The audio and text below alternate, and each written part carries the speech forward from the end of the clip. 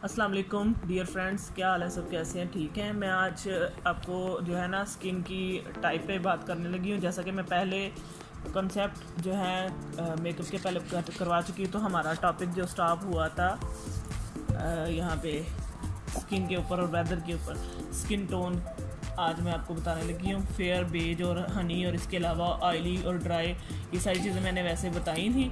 अब इनको पता कैसे कर सकते हैं कि ये किस तरह की स्किन है और ये सारी चीज़ें, और अंडरटोन क्या होती है और वेदर के हिसाब से कैसे चेंज होती हैं, ये सारी चीज़ें मैं आज आपके साथ डिस्कस करने वाली हूँ। तो आए हम उन चीज़ों को डिस्कस करते हैं। और मेरी जो वीडियो है मैं अपनी इस पर अपलोड कर रही हूँ, तो इनको प्लीज़ कंप्लीट देखा करें, आपको बहुत सारा नॉलेज मिलेगा और आपका नॉलेज मज़ीद बढ़ेगा। जो है चाहे कोई अगर पार्लर के काम में इन है या नहीं, उनके लिए भी ये चीज़ें बहुत फ़ायदेमंद है। जो घरों में आम जो लेडीज़ रह रही हैं उनके लिए भी ये बहुत ज़रूरी है कि वो अपनी स्किन की केयर किस तरह करेंगी और किस तरह वो अपनी स्किन को मज़ीद बेहतर बना सकती हैं। वो इन चीज़ों की तरफ जो है ना तवज्जो करें, तो उनको ज़्यादा पता चलेगा कि वो अपनी स्किन को घर में रह के तो किस तरह से जो है ना अच्छा रख सकती हैं। अच्छा जी, अब मैं आज बताने लगी हूँ व्हाट इज़ स्किन टोन। तो स्किन टोन क्या होती है? स्किन टोन हमारी एक होती है और एक होती है हमारी skin undertone. What is undertone? दो चीज़ें हमारी होती हैं स्किन की, एक हमारे अंडरटोन होती है और एक हमारी स्किन टोन होती है। मैं फ्रंट पेज पे भी अपने इस पे आपको पिक्चर शो करूँगी कि स्किन टोन्स की जो है ना कितनी टाइप्स होती हैं। वैसे मैं यहाँ पे 2-3 सिर्फ टाइप्स के बारे में डिस्कस करूँगी, फेयर, लाइट, मीडियम और डस्की।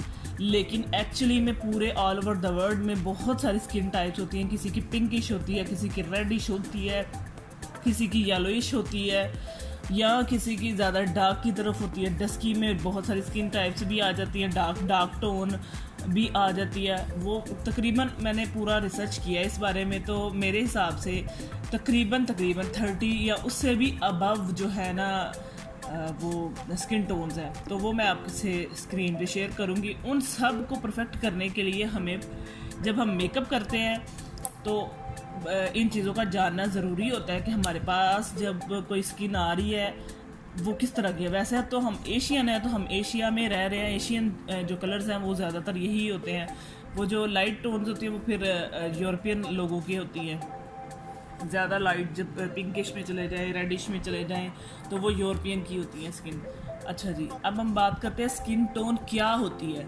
तो हर परफेक्ट जो मेकअप फाउंडेशन मैच जब हम बना रहे होते हैं, मेकअप फाउंडेशन बनाते हैं, उसके पीछे हमारी जो फाउंडेशन होती है वो हमारी स्किन को बेहतर बनाती है। किस तरह बेहतर बनाती है? सबसे पहले इन फाउंडेशन बेहतर बनाने के लिए हमें कोई भी हम फाउंडेशन लगाते हैं, मैं आपको कोई अभी एक फाउंडेशन दिखाती हूँ। तो मैं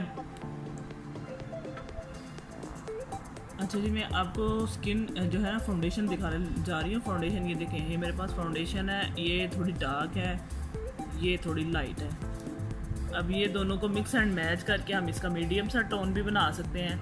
ये ज़्यादा डार्क नहीं है, लेकिन ये है कि इसको ज़्यादा अगर हम वाइट लगाएंगे तो बिल्कुल वाइट हो जाता है। कुछ लोगों को ये पसंद नहीं आता, तो इस वजह से ये जो दोनों ये हांडी बेसिस है।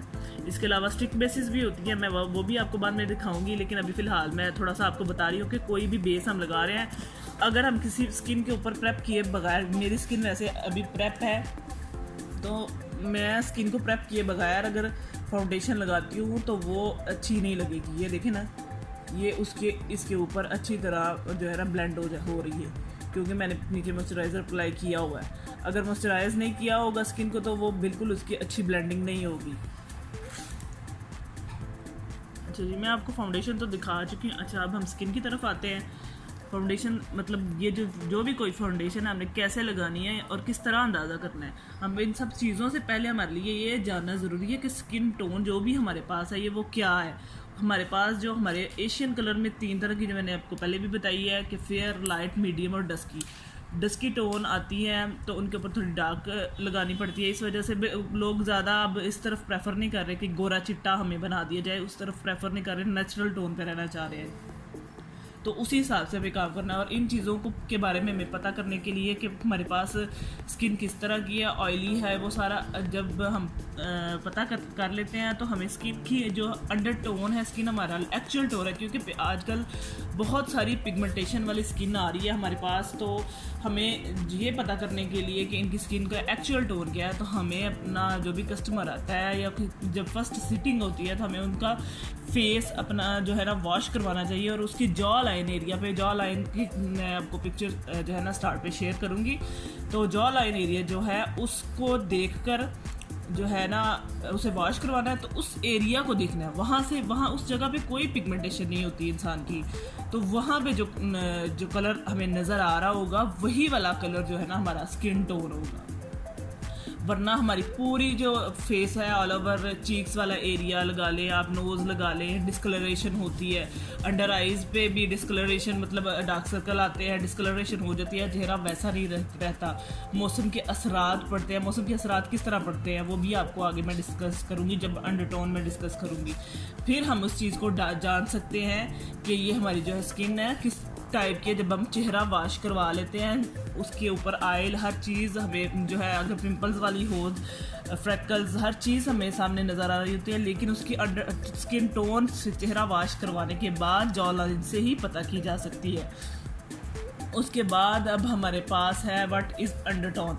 अंडरटोन क्या है? अंडरटोन वो होती है जो बचपन में जब हम पैदा होते हैं, जब बच्चे छोटे होते हैं, बिल्कुल जो उनकी फर्स्ट जो अभी उनके ऊपर मौसम के असरात नहीं पड़े होते, जो उनकी एक्चुअल स्किन होती है वो होती है हमारी अंडरटोन। अंडरटोन जो हमारे सरफेस के नीचे, मतलब अभी सरफेस जो हमारा बन चुका हुआ है उसके नीचे जो उसकी तय होती है अंडरटोन की।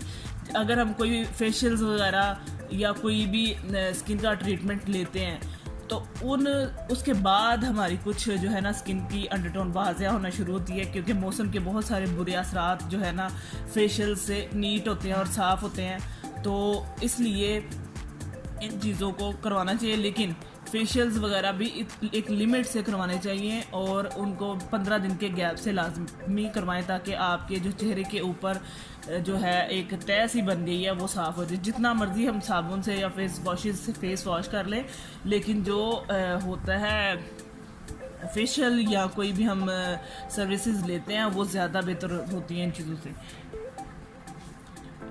मैं कह रही थी कि आपको फाउंडेशन लगाने से पहले अपनी स्किन को प्रेप कर लेना चाहिए, और उसी वक्त ही हमारी जो है स्किन की अंडरटोन हमें वाज़ेह पता चलेगी। अंडरटोन का मतलब ये होता है कि वो टोन जो हमारी पैदाइश के साथ हमारी पूरी स्किन की होती है, फिर वो मौसम की तब्दीलियों के साथ बदल जाती है और स्किन टोन कहलाती है। स्किन टोन बाद में वो बनती है, पहले वो अंडरटोन होती है। अंडरटोन को हम किस तरह पहचान सकते हैं? उसके लिए हमें अपनी जो है ना वेसल्स यानी वेन्स को जो है ना देखना होता है, फिर उसके थ्रू हमें पता चलती है। हमारी 3 टाइप की ही अंडरटोन होती है। हमारी वार्म अंडरटोन होती है, कूल अंडरटोन होती है और न्यूट्रल अंडरटोन होती है। जिनकी कूल अंडरटोन होती है उनकी वेन्स ब्लू या पर्पल नज़र आती है, उनकी कूल अंडरटोन होती है।